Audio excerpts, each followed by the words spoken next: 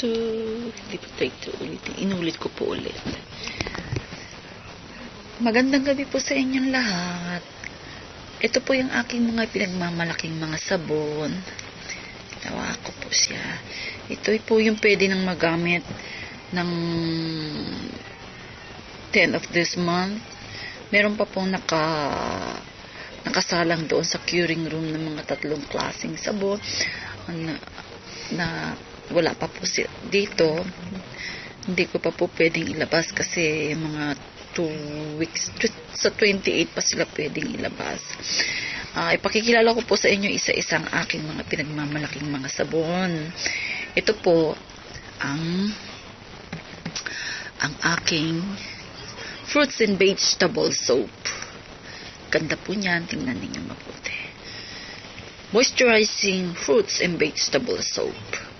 Ito po ay may sangkap ng 30 klaseng mga prutas at saka gulay. Kagaya ng cucumber. Kagaya ng ano pa nga ba? Ito pong orange niya ay kulay ng carrots. Tapos ano pa ba? May sibuyas, luya ba? Pwede ka nang magpaksin. So, biro lang po. Pero po, yun nga po, kaninang binanggit ko, carrots, cucumber,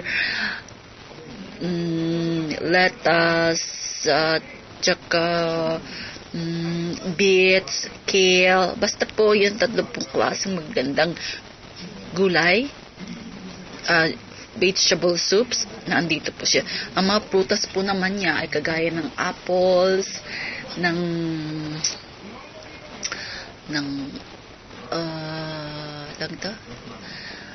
strawberries, papaya, mangoes, tapos meron pang hindi ko masyadong matandaan, banana, basta mga prutas na yan, meron din. Yung mga pineapples, andito po sa kanila lahat. Very nice. Wonderful. Magandang sabon. Tapos, ito po naman yung aking pangalawang ginawang green tea. Hindi po naging maganda ang kanyang pagkakabuo. Medyo nagpupulbos-pulbos pa. Actually, wala namang pong side effect yung pulbos na yan. Kadalasan talaga yung mga handmade soap, nagkakaroon po talaga ng mga parang powderly sa paligid niya pag patuyo na siya. Pwede naman po siya magamit. Wala po epekto ito sa katawan kapag ginamit. Pangalawa ko pong gamit yan. At ito naman po ang pangatlo kong green tea na ginawa. Yung una kasi hindi ako masyadong naging kontento sa kulay niya kasi medyo may pagka-orange at dilaw siya na yellow-green. Ako kontento sa kulay kasi hindi green tea ang dating sa akin. Ito po, gumawa po ulit ako ng pangatlo. At sa pangatlo ko pong paggawa, napakaganda. Nagmamalaki ko. Ito po yung tatlo. Pangatlo, napakaganda. Actually, yung una ko pong ginawang green tea, naging maganda naman po ang kinalabasan niya. Ito rin po, moisturizing facial and body soap ko. Ginawa ko rin po ito para sa akin. Ayan po, medyo maliit lang siya, pero maganda siya, ha? Ito naman po, ang aking egg soap. Egg soap po yan. Nag-ano yung mga ibang sabon sa paligid niya. Ito po ang aking egg soap. Yung ginamit ko pong itlog rito yung dilaw lang. Kasi alam naman po natin na yung dilaw maganda sa balat. Maganda rin po yun sa puti. Pero para sa akin, yung puti kasi ng itlog, maganda yun sa buhok, pangpak. Ngayon, baka naman magmukhang ano naman yung aking sabon. Pagkain. Dilaw lang po ang kinuha ko. May sangkap po siyang honey, tapos olive oils, and parami pa pong magagandang sangkap. Ito naman po ang aking calendula soap. Marigold soap. Ang marigold po kasi pwede po siya doon sa mga allergies ang balat, kagaya ng acne, eczema, yung mga sensitive po ang balat. Ito po, maganda po sa kanila ito. Medyo nag-aano yung sabong ko. Kasi malamig sa loob, dito sa loob ng kwarto ko mainit, malamig sa itong sahig. Tapos, ito naman po yung aking unang ginawang feminine wash. Medyo kinulang po yung tubig niya nung yung nagda-dry na siya, kaya nung hinihiwa ko na siya, sobrang tigas niya, nagka-crack siya, hindi naging maganda yung kanyang cutting. Pero meron pa naman pong pwedeng magamit. Pwede naman pong magamit yan. Hindi nga lang maganda ang pagkaka-cutting niya. And dahil sa hindi ako naging kontento doon sa isa kong feminine wash, gumawa ako ng bago. Ito po ang kinalabasan. Ang ganda niya. Nagmamalaki ko ang aking feminine wash. Pwede sa mukha, pwede sa katawan. At lalong pwede sa mukha ng lalaki. Ito, feminine wash. Actually, ang mga laman po kasi nito, ang mga sangkap po nito ay magaganda para doon sa babae. Babae po. Sa sensitive parts ng babae. Yung mga oils niya, i-recommended talaga po para sa mga sensitive parts ng babae. Yan po. Pwede rin naman po yung sa katawang gamitin. And then, ang aking powder, bamboo powder, charcoal bamboo powder, moisturizing soap. Lahat po naman ng akin mga sabon ay puro moisturizing. Kaya ito po, ang ganda po niya. Ganda po niya. Ito pong sabon ito naman, maganda po itong gamitin ng mga nagtatrabaho kagaya ng welder, yung mga nagtatrabaho po ba sa labas ng pinapawisan sila. Ito po, recommended ko. Maganda rin po ito sa mga sensitives skin. And then, ito naman po ang aking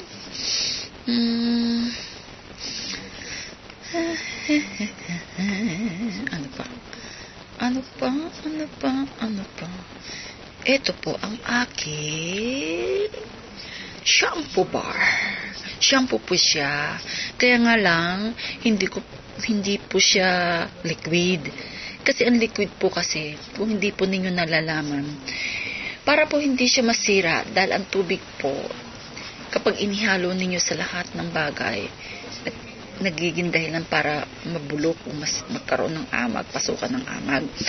Ngayon, para hindi naman po ako marunong gumamit ng preservatives sa ngayon, at kung maaari po, ayoko pong gumamit ng mga ganon. So, gusto ko pong magkaroon ng sarili shampoo. Naisip ko, gawin ko siyang ganito, bar, para naman sa ganon, hindi ko siya magamitan ng preservative, pero shampoo siya. Ang lansangka po kasi nito, yung coconut milk.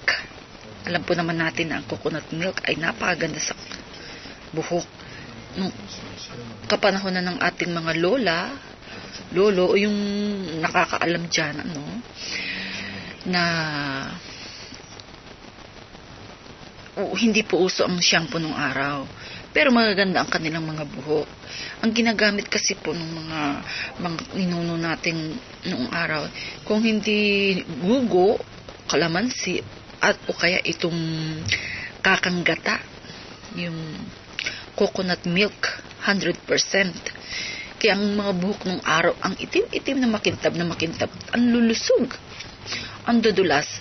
So, gusto ko pong maranasan ko yun. Ang ginawa ko, yung 100% na coconut milk, ginawa kong sabon.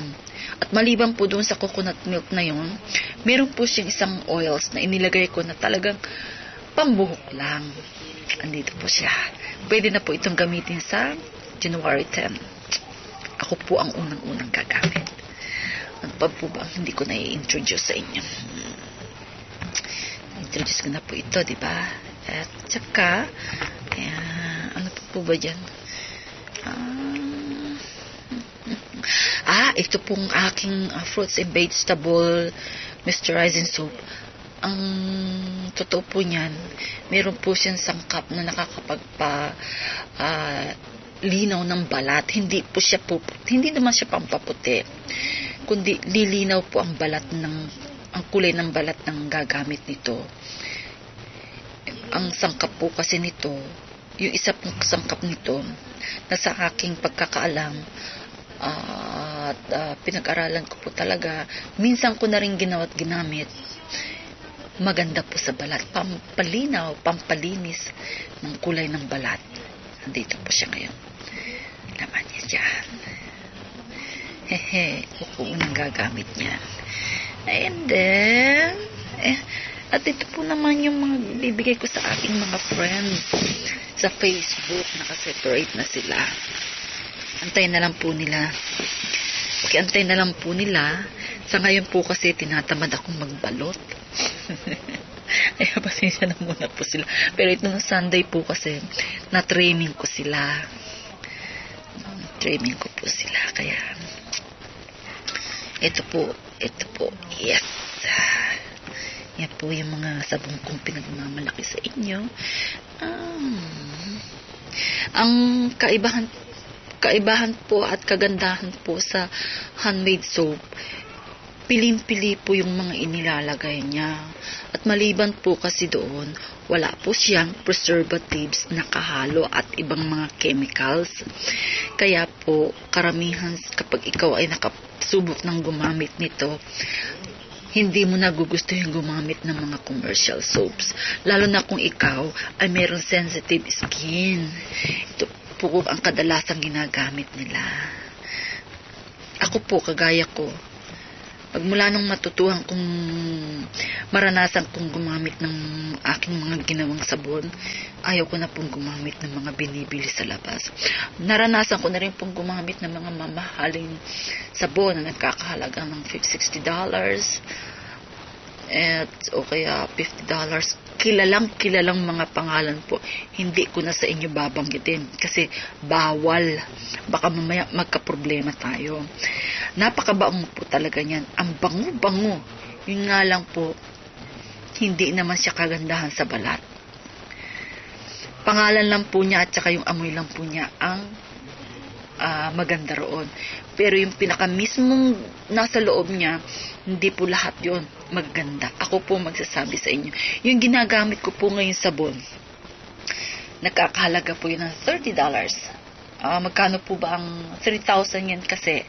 Magkano po ba ngayon ang 1 yen? Convert na lang po ninyo. 3,000 yen. Nung hindi ko pa nararanasan gumamit ng mga handmade soap, gandang-ganda ako sa kanya. Nung matutuhan kong gumawa nito at maranasan kong gumamit, hindi na ako nagaganda sa kanya. Ginagamit ko nila siyang panlaban ng aking mga underwear. Sa totoo lang po, dahil nalaman ko na may mas maganda pa pala doon sa mga sabon na yon, kundi itong mga handmade soap. Kasi po, piling-pili po ang mga inilalagay sa kanya. Kung gusto po naman ninyo ng mga mamahaling sangkap, pwede po yun. Ako po, karamihan ng mga sangkap na yan, magaganda po talaga. At kadalasan po ng mga laman, mga naandito sa loob na yan, puro mga organics. Natural po yan. Kagaya nitong kalindula, itong marigold. Tanim ko po yan. Yung nasangkap yan, tanim ko po yan. Na pinatuyo ko siya, hinalo ko siya dyan. At saka yung iba pong mga amoy dyan, kagaya ng rosemary, kagaya ng lavender, kagaya ng chamomile, puro tanim ko po yun. Kaya po ako ngayon, nagtatanim ako ng mga herbs kasi hindi lang para personal, hindi lang para inumin ko, hindi lang para ipahid ko sa katawan ko, kundi para ihalo ko sa mga sabon ko. Ibang klase po talaga. And then, maliban doon, hindi mo po ito, wala po silang kagaya. Original po. Kaya, kung kayo po ay interesado sa aking mga sabon na subukan, kontakin lang po ninyo ako sa aking page, Ishikawa Cloverleaf Sabon Factory, sa Facebook po. Kaya po, ito po siya ngayon. Marami pa po, meron pa po akong 3 klaseng na andun sa curing room. Hindi ko pa po sila na ilalabas dahil sa 28 pa po sila pwedeng gamitin. So, hindi ko pa po sila mailabas dahil hindi pa po maganda ang kanilang hitsura sa totoo lang. Ito pa lang muna po. Meron na rin akong 1, 2, 3, 4, 5, 6, 7, 8, 9, 10, 11 ilang klase po yung sabon na yan. O sige po, magandang gabi po sa inyo. Ako po si Elaine Domingo. Puntahan na lang po ninyo ako sa Facebook page ko, Ishikawa Cloverleaf Sabon Factory. Bye-bye. Yung mga gusto pong sumubok at mag-try, kontakin lang po ninyo ako. Okay? Maganda po ito sa mga winter. Hindi na po ninyo kailangang mag-lotion. Pero, kung gusto pa rin mahilig kayo mag-lotion, mas maganda. Pero ako kasi, kapag gamit ko ito, hindi na po ako naglo-lotion. Hindi na po ako naglo-lotion. Ito na lang po ang ginagamit ko. Pero minsan, gusto ko pa rin mas lalong kuminis yung malinaw yung balat ko. Ginagamitan ko siya ng yung lotion na gawa ko rin po. Sige, bye-bye. Have a nice day, guys. Bye. Si Elaine po ito. Ishikawa Cloverleaf Sabon Factory. Sa Facebook lang po. Bye-bye. Ito po, isang sulyap sa aking mga ginagawa, sa aking mga magandang sabon. Pasensya na po kayo, first time ko mag-video na nagmamayabang aking mga sabon. Sa susunod, gagawa na po ako ng script para binabasa ko na at maganda yung mga sinasabi ko. Bye-bye. Salamat po sa inyo.